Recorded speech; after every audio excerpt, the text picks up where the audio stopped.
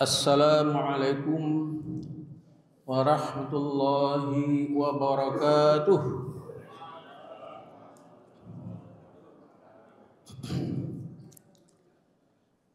Alhamdulillahilladzi anzala as-sakinah fi qulubil mu'minin liyazdadu imanan ma'a imanihim.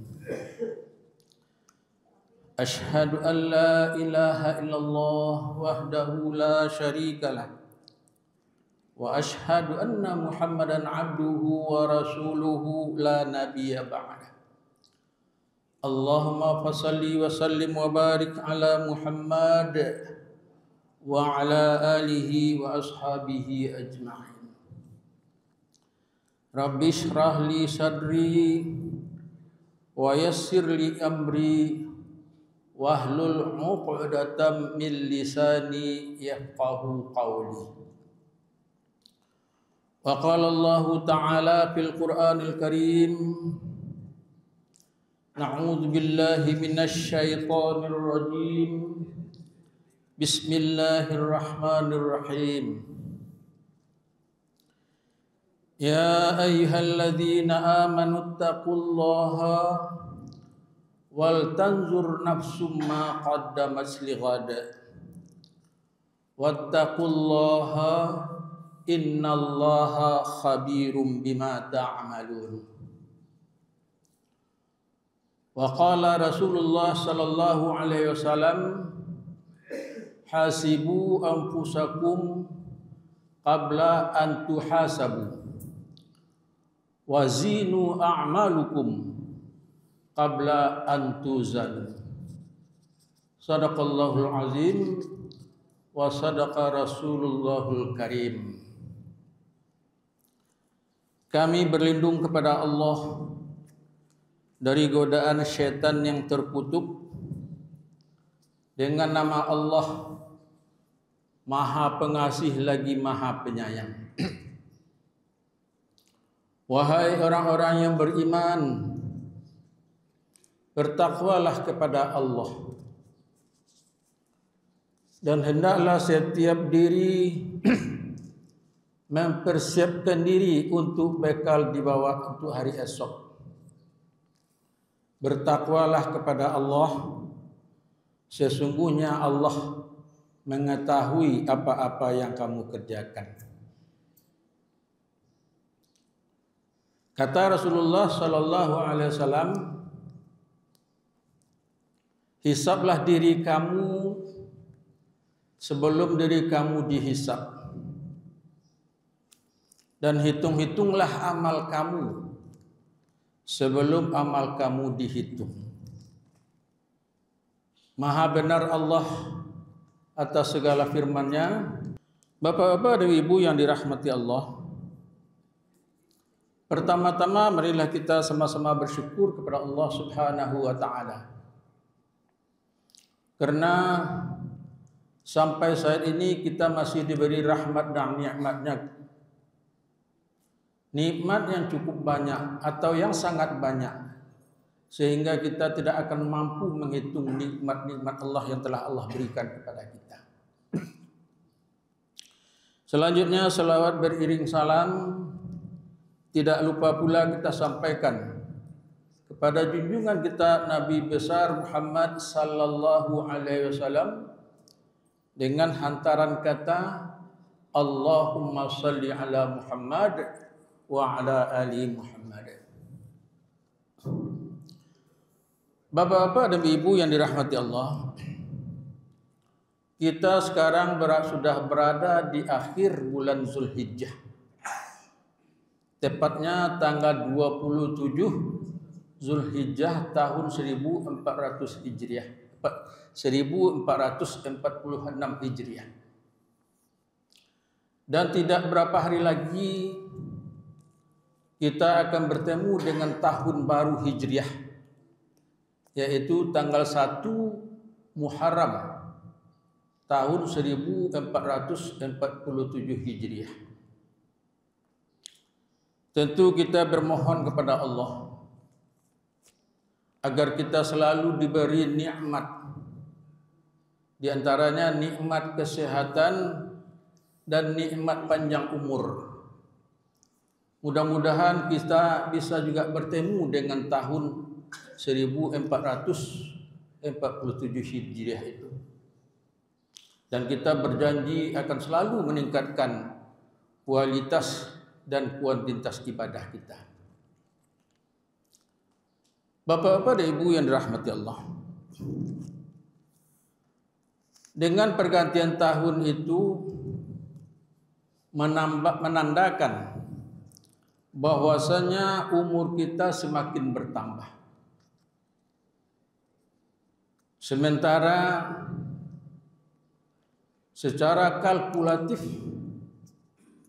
kematian kita semakin dekat. Kata Allah di dalam Al-Quran,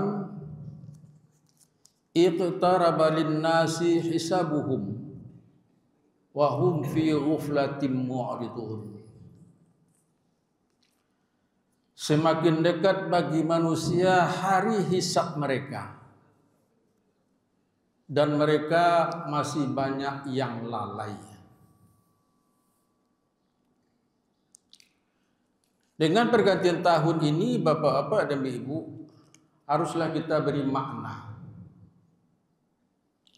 Makna ini sangat penting agar jangan pergantian tahun ini hanya sekedar regularitas saja.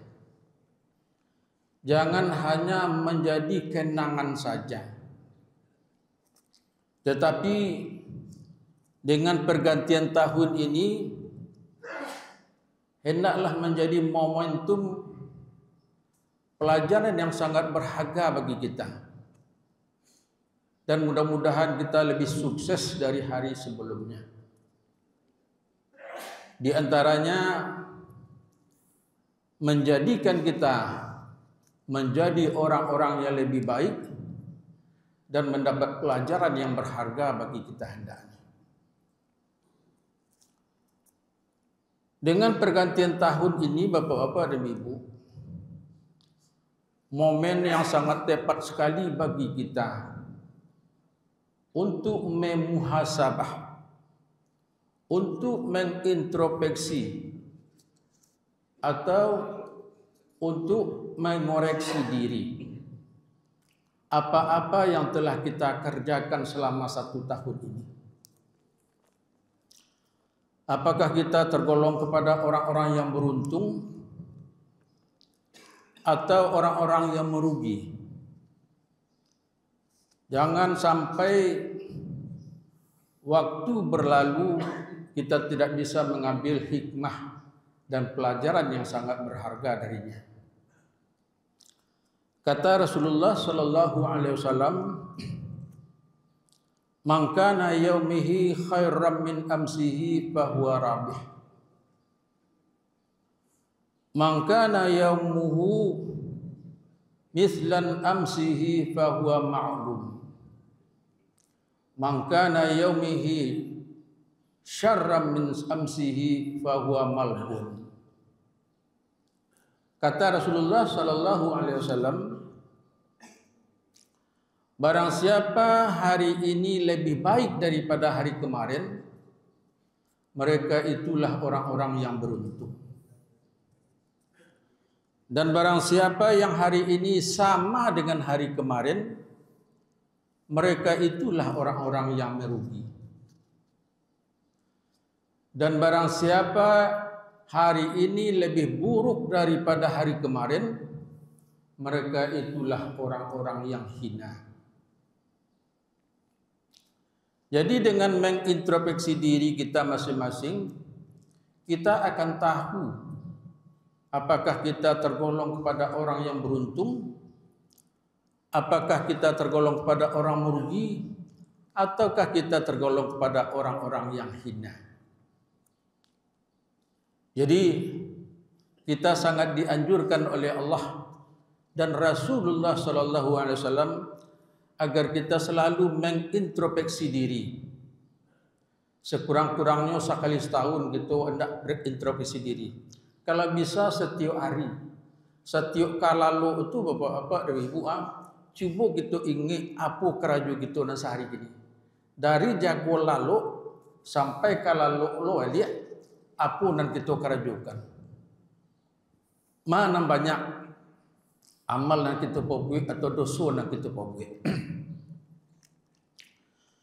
Bapak-bapak dan ibu yang dirahmati Allah, kata Rasulullah Sallallahu Alaihi Wasallam, ada 5 macam manfaat bagi orang-orang yang selalu mengintrospeksi diri. Yang pertama yaitu sebagai wahana mengoreksi diri. Dengan mengintrospeksi diri, kita akan mampu melihat kembali apa-apa amalan yang telah kita perbuat selama ini dan apa-apa bekal yang sudah kita siapkan untuk kita bawa untuk hari esok. Dan kita akan mampu mengoreksi diri kita. Manakah yang dominan yang kita kerjakan selama ini? Apakah perbuatan baik atau perbuatan buruk? Atau hal-hal yang membawa mudarat atau hal-hal yang membawa manfaat? Atau apakah kita sudah mendekatkan diri kepada Allah atau masih atau bertambah jauh daripada Allah? Yang perlu bagi kita bapak-bapak dan ibu-ibu, yang perlu kita sadari adalah semua perbuatan kita di atas dunia ini akan kita pertanggungjawabkan di hari akhirat nanti. Kata Allah, al-yawma nahtimu ala afwahihim wa tukallimuna aydihim wa tashhadu arjuluhum bima kanu yaksibun. Pada hari ini mulut mereka kami tutup dan tangan mereka berkata dan kaki mereka menjadi saksi dengan apa yang mereka akan lakukan di atas dunia. Jadi apapun perbuatan kita, baik dan buruk, akan kita pertanggungjawabkan nanti di hari akhirat nanti. Dan semuanya itu akan dibalas oleh Allah Subhanahu wa taala. Kalau kita mengerjakan banyak hal-hal yang baik, maka kita tentu akan dibalas oleh Allah dengan surga. Tetapi kalau kita banyak melakukan dosa, tentu Allah akan balas kita dengan neraka.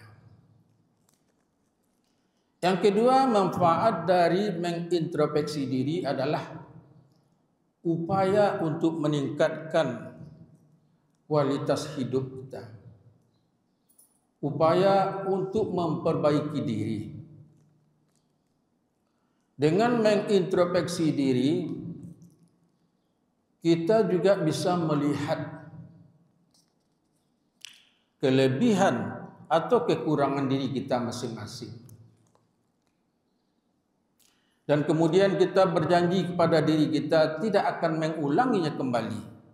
Dan kita akan berusaha untuk memperbaiki diri. Dengan memperbaiki diri, tentu seseorang itu kualitasnya akan semakin baik. Dan mudah-mudahan waktu yang telah kita lewati bermanfaat bagi diri kita dan bermanfaat pula bagi orang lain hendaknya. Yang ketiga, manfaat dari mengintrospeksi diri adalah momentum muhasabah diri. Diibaratkan dengan mengintrospeksi diri, kita diibaratkan bahwasanya seseorang pernah mengalami melewati suatu jalan yang penuh lika-liku. Orang yang pernah mengalami atau menjalani Jalan yang pernah lika-liku tentu mana jalan yang baik dan mana jalan yang buruk. Dan ketika ia akan kembali melewati itu, tentu ia akan lebih berhati-hati agar ia tidak terjerumus ke dalam jurang yang dalam, agar dia bisa terhindar dari mara bahaya bagi dirinya sendiri. Mawas diri ini bisa menyelamatkan seseorang dari hal-hal yang akan merugikan dirinya sendiri sepanjang jalan. Jadi oleh karena itu, bagi kita yang sudah melalui masa-masa yang lalu, dengan kita mengetahui kelemahan atau kekurangan kita diri masing-masing, di masa yang akan datang, janganlah kita ulangi kembali. Kalau kita ulangi, tentu diri kita sendiri yang akan merugi. Dan kita akan berusaha untuk meningkatkan kualitas dan kuantitas ibadah kita, agar kita di akhirat nanti kita menjadi orang yang mulia di sisi Allah Subhanahu wa taala. Yang keempat, manfaat dari menintrospeksi diri itu adalah meningkatkan kualitas hidup atau meningkatkan kualitas diri. Setiap kita ini pasti memiliki kesalahan. Tidak ada yang tidak mempunyai kesalahan. Oleh karena itu, dengan menintrospeksi diri menjadi waktu bagi kita untuk memperbaiki diri. Dan kita berkomitmen untuk tidak mengulanginya kembali atas kesalahan-kesalahan yang telah kita lakukan di masa-masa yang lalu.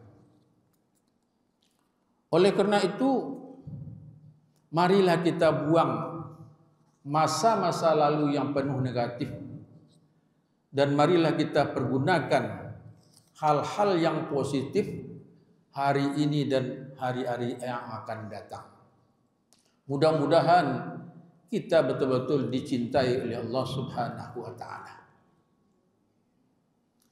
Yang kelima, manfaat untuk mengkoreksi diri sendiri adalah yaitu sarana untuk meningkatkan bersyukur kepada Allah dan agar kita tahu tentang diri kita sendiri.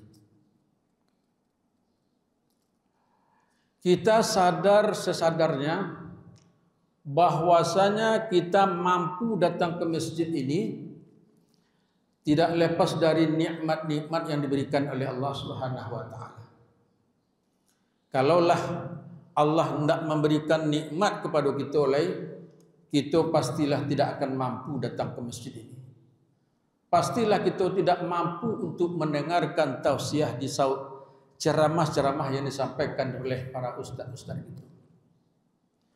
Pada hari ini kita masih diberi kesehatan, kita masih diberi nikmat keimanan. Banyak saudara-saudara kita hanya diberi nikmat kesehatan dan tidak diberi nikmat keimanan. Banyak saudara-saudara kita yang bosan atau tidak mau beribadah kepada Allah Subhanahu wa taala karena ia tidak dapat nikmat iman. Alhamdulillah, kita masih diberi nikmat kesehatan, nikmat keimanan, dan kita masih bisa mengayunkan tangan dan melangkahkan kaki datang ke rumah Allah ini untuk berubudiyah pada Allah Subhanahu wa taala.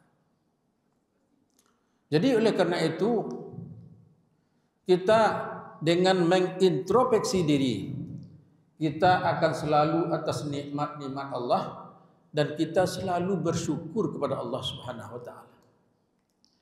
Jadi cara bersyukur kok kita sering mendengarkan kalau apa-apa yang terjadi, bersyukurlah kepada Allah, bersyukurlah kepada Tuhan, kan betul itu. Baca cara bersyukur kok Bapak-bapak dan Ibu. Yang pertama dengan perkataan. Apabila kita mendapat nikmat dari Allah, kita ucapkan dengan alhamdulillahirabbil alamin. Kita puji Allah. Ya, sebab Allah yang memberikan nikmat itu. Nan kedua dengan perbuatan. Cara dengan memperbuatan yaitu kita akan selalu meningkatkan kualitas dan kuantitas ibadah kita. Jangan seperti ilmu kita tentang beribadah, jangan sampai seperti masih ilmu kita waktu kita masih mengaji. Di waktu mengaji kita nan hafal ayat-ayat pendek adalah qul huwallahu ahad, inna a'taina wal asri. Hanya itu ke itu. Sampai kini kalau bisa kita tingkatkan. Sebab Al-Quran itu kan banyak ayat-ayat lain. Jadi ketika kalau kita salat berjamaah, ya kita tidak membaca ayat Bapak. Tetapi kalau kita membaca atau melaksanakan salat sunat, kita kan membaca ayat. Jadi kalau bisa, yuk kita baca, kita hafal. Sudah itu kau tidak bisa satu ayat sehari, dua hari. Tidak bisa satu ayat sehari, kita usahakan 2 hari seayat. Pokoknya kita bersungguh-sungguh untuk meningkatkan. Jadi semakin banyak ayat yang kita hafal, semakin tinggi derajat awak nanti di dalam surga. Percayalah Bapak Ibu. Jadi oleh karena itu, dengan mengintrospeksi diri, kita akan selalu meningkatkan kualitas dan kuantitas ibadah kita. Jadi jangan kita menjadi orang yang tidak tahu diri. Jangan kita menjadi orang yang kufur atas nikmat Allah. Allah sudah mengingatkan di dalam Al-Quran, la in syakartum la azidannakum wa la in kafartum inna adzabi lasyadid. Dan barang siapa yang bersyukur kepada Allah, Allah berjanji akan menambahnya. Dan barang siapa yang kufur atau ingkar atas nikmat-nikmat Allah, orang yang tidak mau bersyukur kepada Allah, terimalah azabku yang sangat pedih. Jadi oleh karena itu Bapak-bapak dan Ibu, dengan kajian kita yang singkat ini, kami berwasiat, marilah kita selalu mengintrospeksi diri kita. Kalau bisa setiap hari. Jadi agar kita tahu apa yang kita kerajukan setiap hari. Apakah kita tergolong kepada orang yang beruntung atau kita tergolong kepada orang yang merugi. Jadi kalau seandainya masih banyak kesalahan-kesalahan yang kita kerjakan selama ini, mari kita perbaiki. Alhamdulillah kita masih diberi panjang umur. Ya nak? Kita lihat saudara-saudara kita nasi angkatan awak lah banyak, nah lebih baik kan itu. Kita masih diberi nikmat Allah, nikmat panjang umur. Inilah kesempatan yang baik bagi kita untuk mengoreksi diri kita masing-masing. Mudah-mudahan apa yang kami sampaikan menjadi ilmu yang bermanfaat bagi kita. Fa'tabiru ya ulil absar la'allakum tuflihun. Assalamualaikum warahmatullahi wabarakatuh.